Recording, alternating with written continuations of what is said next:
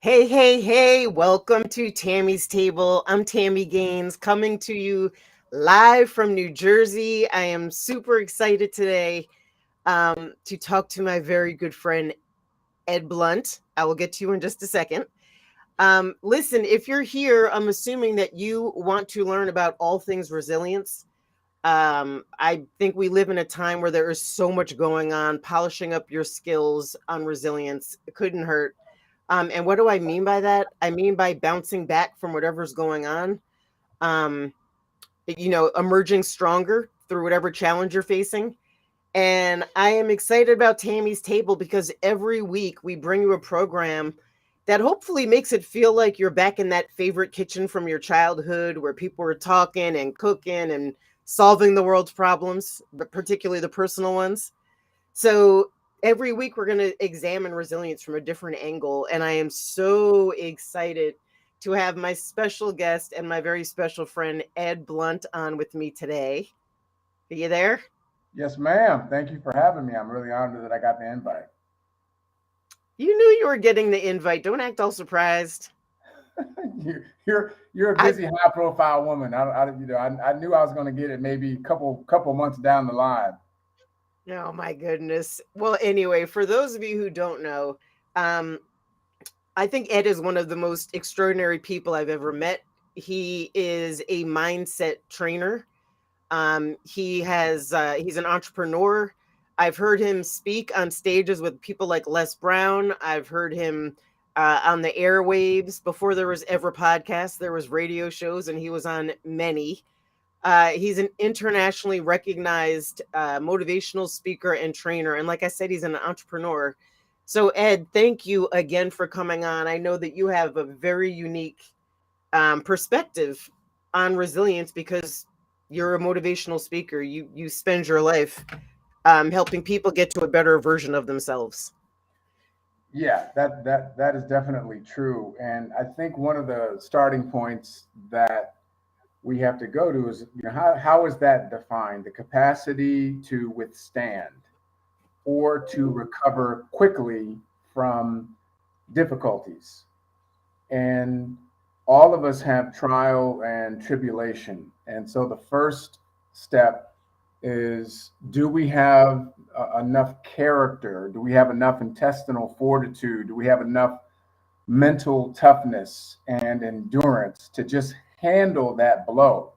If you look at, unfortunately, the more than 50,000 lives lost in Turkey, but more than million plus families are displaced and they're having to live in tents and there's Hmm. no plumbing and there's hygiene. And so they have to just withstand that Hmm. initial blow and then to recover quickly. So, can you put on a positive face, if you will, looking towards the future, even though the current circumstances are bleak, are desperate. And this is why I draw so much inspiration from our global community, because I think we in the States, we do live a fairly comfortable life, even those of us who are quote unquote struggling. When you look at the global community, you'll see and encounter people who are dealing with some circumstances, whether it's displaced families in Ukraine because of the war, or these individuals that we're talking about in Turkey, where they're just trying to figure out, man, I just want to brush my teeth. I haven't brushed my teeth in like 3 weeks, and I got to figure out how I'm going to live. So I think if we take the time to draw inspiration from examples like that, we can really exhibit what resiliency is. And again, to the capacity to withstand or to recover quickly from difficulties. Most people want to marinate in their misery. Most people want to hit repeat on what happened to me and who did me wrong. And they just want to keep reliving and relitigating their past grievances instead of focusing on, what do I need to change in order to create a better future moving forward right now. Yeah, that is so. First of all, I am inspired just like you are by what's going on globally. But I do think there are instances of resilience here here nationally, and we don't always recognize them because the media is so, it's just so messy. Like, you can't always see, like, the good news and the good stories from all of, like, the bad stuff that's going on in the world. Yes. So, I was inspired by, uh, the people in Ohio, in that town in Ohio where the train overturned and contaminated everything. Yeah. What Palestine. did they Yes. do? Yeah, they did 2 most of them pivoted very quickly and decided to use the media to their advantage to get the, company to come in and do the right thing. And Erin Brockovich showed up. Like, I love that movie. I love her story. She's been an environmentalist forever. She's awesome. She's amazing. So, you know, what are your thoughts? That's a different level of, it's a different spin on resilience, right? Like, what you're talking about is mindset. But I also think maybe what I'm talking about is mindset also. It's like, how do you quickly pivot? How do Yeah. you turn this in your advantage? Like, what are your thoughts about that? Well, because what you and I are talking about in real time are physical transformations that force people to have to level up. Like if your home is destroyed, you have no choice. You got to figure it out. Hmm. With most people, if you're talking about the mindset, it's really dealing with things that are more mental. So if I'm not having the success on my job that I expected, I have to have the mental resiliency to be able to handle constructive criticism. And then I have to pivot quickly. What can I do to get better? If my relationship is not doing well, I have to be able to look at my role in that dynamic and then pivot quickly to what do I need to change about myself to bring a better opportunity for success in the relationship. So that is definitely a mental thing. And unfortunately or fortunately, human beings are creatures of habit. So if we habituate complacency, if we habituate mediocrity, if we habituate making excuses, justifying, rationalizing our situations, well then you just get comfortable and you're in I love that. I saw this quote: most people are in just enough pain to not do anything about it. Hmm. Well then you're not making those changes and you don't even engage on the field of resiliency. You haven't even stepped into the field of play because you're just comfortable and being miserable, if you will, just kind of Yeah, getting along to going along to get along. that's so real. Somebody, I'm not going to name any names, but somebody called me over the weekend and they were complaining about every different part of their life, their relationship, their money, their job, their this, like all the key areas of your life. And I said, are you just calling to complain or do you actually want to get into like solution mode? And they were like, I'm just calling to complain. So first of all, right, Ed, thank you for your honesty. Thank you for not like wasting my time. But why won't people part their own rescue? Yeah. Again, the comfort zone. It's so dangerous. So dangerous. It is like carbon monoxide. It slowly chokes the life out of your ambitions, your goals, and your dreams. It's familiar and it feels good, even though it doesn't. That doesn't sound right. Me saying it. So, like people feel good struggling. People feel good in unhappy relationships. People feel good not having the resources that they would like to have. Yes, because it's familiar. So they're much more comfortable in the familiar, even if it's not to their success, than they are risking something brand new. Let me try on a new suit of being proactive and changing my situation, a new suit, and getting uncomfortable and being okay with being uncomfortable, learning something new, taking on a new skill, putting myself in a vulnerable situation so that I can take responsibility for the role that I've been playing in my own destruction. It's just hard. It's hard for Mhm. people to look in the mirror and own those truths. Okay, so here's a question. And by the way, that's amazing insight, and I honor all of it because I think you're dead on. Um, so you and I are both in this. motivational speaking and training world, and we have lots and lots of colleagues out there, like thanks to the internet, like more than we can even ever remember. And there's people out there that say, like, you just have to take this webinar one time and you will totally change your mindset and be able to live a better life that you've always dreamed of. Mm-hmm. So, Mm-hmm. my question for you is, do you believe that creating lasting habits of resilience are able to be done in a snap of a finger in 90 minutes? Well, Or is you it a know, longer process? to be fair, that's a lot of that is marketing, right? So people will say that because they want you. They understand that human beings inherently want something for nothing. So they know if they offer something for nothing, they could at least get you in the room. And then when they get you on that 90-minute webinar or Zoom, they're going to pitch you on a program that's longer that creates more revenue for themselves. And there's nothing, I'm not We're not belittling knocking that. the But hustle. We're yeah, not knocking exactly. That is what it is. the But it is a lifestyle. It is a choice, and we do live in a culture of people are professional students. People would rather learn how to do something than to actually do it. They'll take your course, they'll take my course, they'll take 10 other courses, and a year will go by and they will have actually implemented little to nothing. But they'll believe that I'm doing something. I'm moving closer because I'm taking all these courses. Where in reality, I would rather a person take a 90-minute session, take 3 points of teaching, and focus on implementation for the next 11 and a half months and don't take any more courses. Why don't you implement the 3 nuggets you got from this little 90-minute segment, and let's see you actualize that and make that a part of habit in your success journey, in your success life. Most people don't want to do that because that requires discipline, it requires commitment, it requires change. And I love that book, Change or Die. People would rather die, literally, than change. So, Ed, I'm like trying not to laugh because it's also true. You are one of the most disciplined people I've ever met.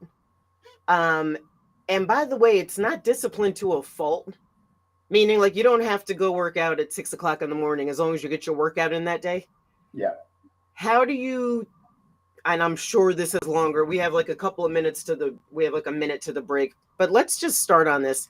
How do you develop habits of discipline if you've lived a completely undisciplined life? Ooh, that's I ouch. know it's heavy. I'm bringing it. Yeah. Especially if you're like in your 30s or 40s or 50s, you've lived your entire life rather undisciplined. Where do you And that start? that yeah, that goes to the want to. There's a great book called, and you actually wrote about this. It's in one of you were talking about your platform, getting back to the kitchen table. There's a book called Kitchen Table Wisdom, and Hmm. the book talks about people that have encountered life-altering situations, illnesses, diagnoses, and how because of that brush with possible death, it really changed them internally. And if someone has not been disciplined, they're looking at 30, 40, 50 plus years of a bad habit. In order to change that, there has to be a compelling reason why. And it's got to start with why. That book Simon Sinek wrote, start with why. Why do you want to change? What do you stand to lose if you don't change? Not so much what you stand to gain, because people are Yeah. more motivated by pain than they are pleasure. Pleasure. So Yeah. if we start with what you stand to lose, and you really go into that space and you really explore it and you really write it down and you really spend time with it and you allow it to affect you emotionally and spiritually, and you feel that pain and you sit with it, that you have an opportunity to create some internal motivation to start changing your behavior. But sure, it will be one of the hardest things that you ever do. Yeah. So, Ed, let's let people sit with that for a minute. Talk about marinating. Like that's pretty deep. We're gonna take a quick break, and when we come back, let's stay on this. Let's stay on this topic. of creating. First of all, using pain to create discipline, I think, is brilliant. But we're going to take a quick break, and we will be right back with Ed Blunt.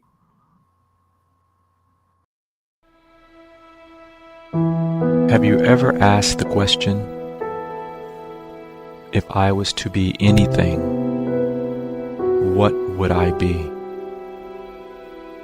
Regardless of money, regardless of status, beyond popularity and fame. Living your passion, feeling your life has purpose.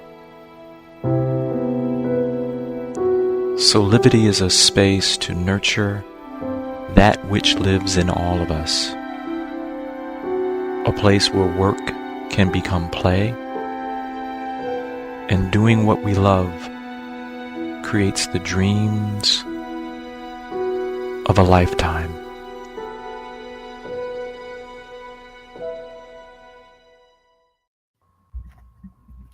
Hey, welcome back to Tammy's Table. I am so excited to have Ed Blunt as my guest today. He's not just a special guest, he's a special friend.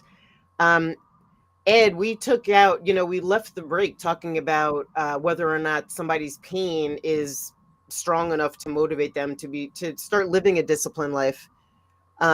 Because you were saying maybe that was one of the starting points to resilience. Absolutely, absolutely. It's hard for people because if you're not happy with where you are, you will tend to create a structure where you have escapes from that. So let's say someone is working a 10 or 12-hour shift at the factory. They know that they're being overworked and underpaid, and they're making just enough to get from one month to the next.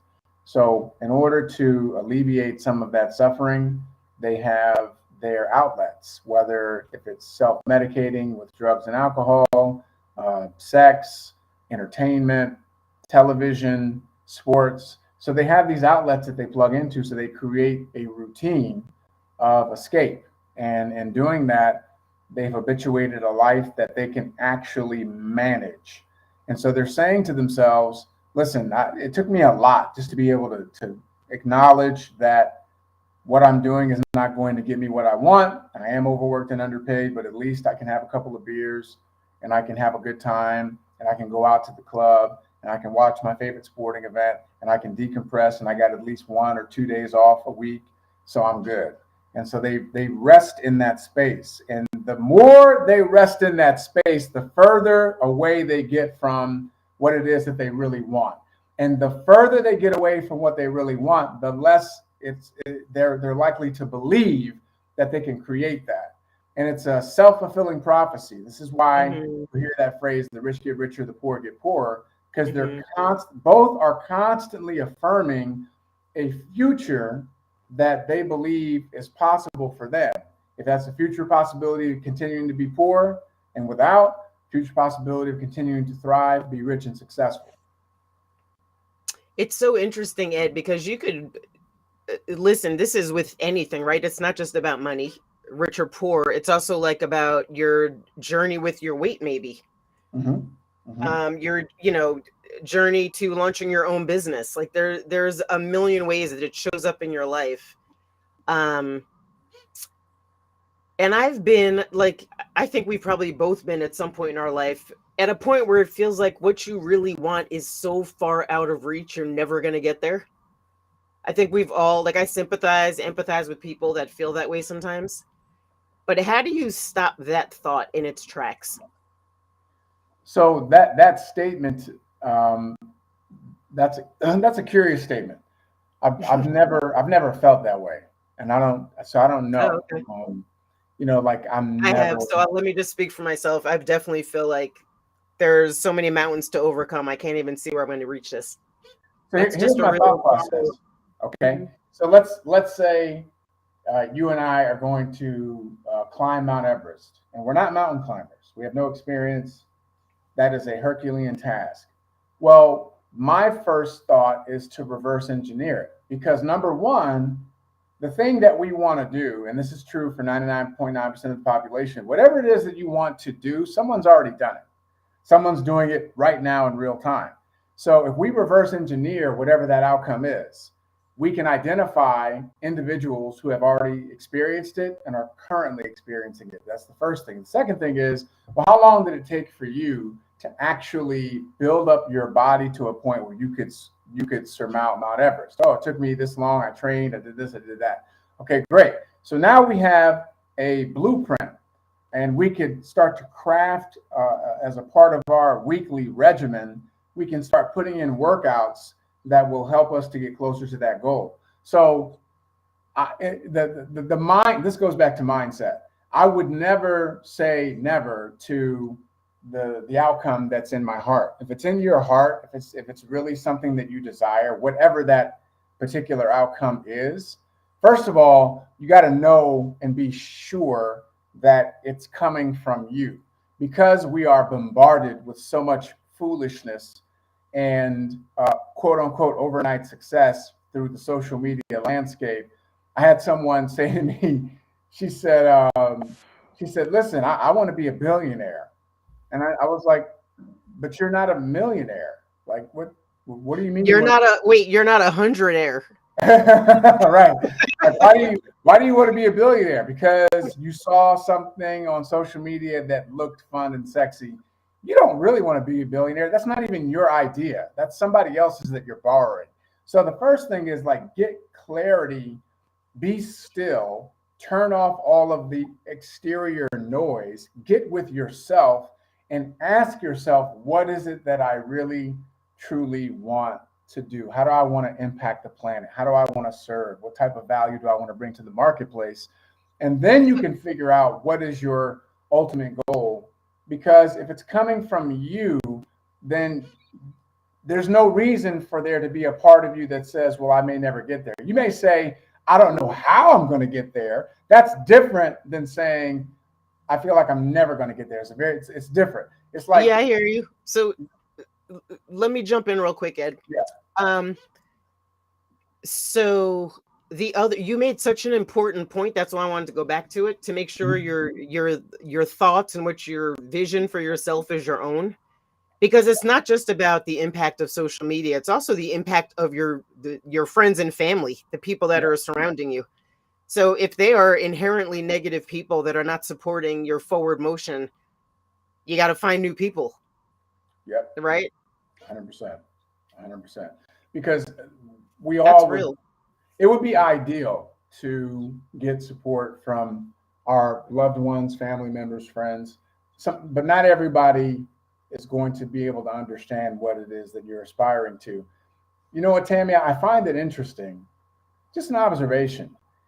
When I look at a lot of visionaries and their impact, and I pay attention to stories, interviews, I read articles, etc. There's a lot of them that you have no sense of their families. Like, they don't really talk about their parents. They don't really talk about their siblings. It's almost as if they came here of their own volition. And maybe I'm reading more into it than what needs to be. But I do find it interesting that with a lot of visionaries, you don't hear them saying, you're giving a lot of credit to family members. Sometimes you do, but more often than not, they don't. And I believe, this is my theory, I can't prove this, but I believe it. I believe it's because those family members, they couldn't see what they saw. They couldn't relate to where they wanted to go. And maybe they weren't, hating on them or trying to discourage them. Maybe they just were like, okay, well, you go do whatever that is. It's probably not going to happen. And so I think there's something to that the more, for me, the more pushback I get, the more people say, well, are you sure you really want to do that? I always know I'm on the right track when I get that kind of pushback from family members, friends, because people want to know you for who they know you as, whoever you used to be. They're not comfortable knowing you as a visionary, as someone who's going to do something spectacular with your life, because if they acknowledge the size and scope that Tammy wants to live her life at, then they also have to acknowledge what they're not doing. And I find that a lot of people would rather put you down like a peg or two than to acknowledge, hey, maybe I need to step up my game. Absolutely. I got to tell you, I didn't tell anybody. Like, when I'm really onto something, like, I feel like I'm excited about this podcast because I do believe we can give people the tools they need to, like, build resilience in all areas of their life. I didn't tell a single person in my family I was rebooting my podcast. And this is like week number 4. I think it's okay to get to a point in your life where you're just like, I'm doing it for myself, not doing it for like everybody else and for their approval. Yes. But you know, I just turned 55. That it took me 55 years to like get to that point of like, I actually don't care what you think. Wow. Yeah, I know it's heavy, and we're like, we don't have time, but can I immediately ask you on the air if you'll come back again? Yes, of course. Yeah, like we talked about discipline, we touched on relationships, we touched on dreams, we touched on goals. And I feel like you and I could talk about this, you know, for years. Long form, that's right. Long form. So maybe we'll do a longer one. I can convince Soulivity to give us an hour. But yeah, I'd love to have you come back on. So listen, before we end, tell me what you have. I know you're out there like stomping the stages, you're changing lives all over the world. But I wanted to talk about first of all, we put in the chat, you can learn all about Ed and book him for speaking at BluntArtistry.com. And Ed, talk about your entrepreneurial ventures real quick. I know you took a dive into a new industry. Yes. So speaking and training is my core. It's what I do. And I do that at conferences, companies, organizations, colleges, universities around the world.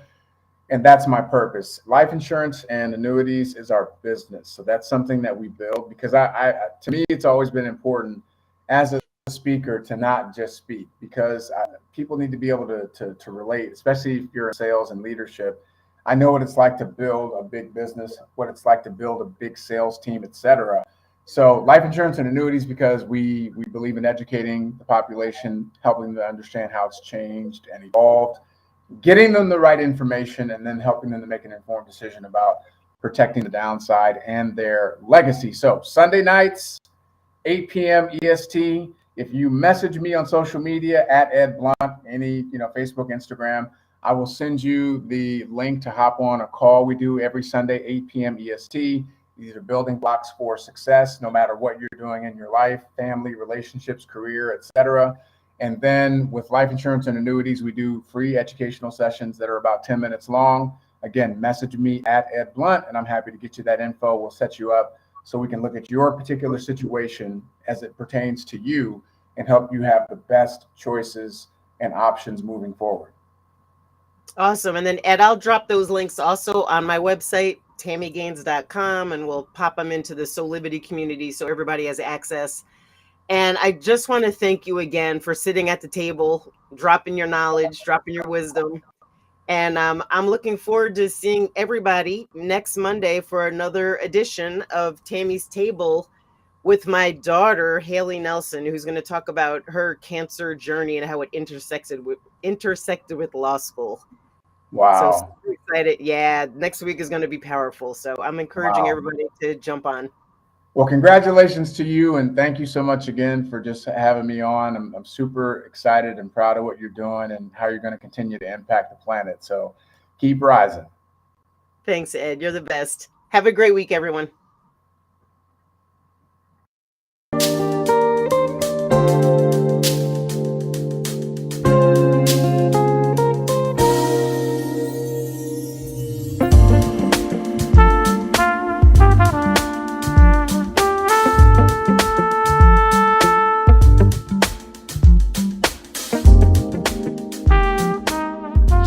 This work is subject to copyright owned by Affinity Global LLC.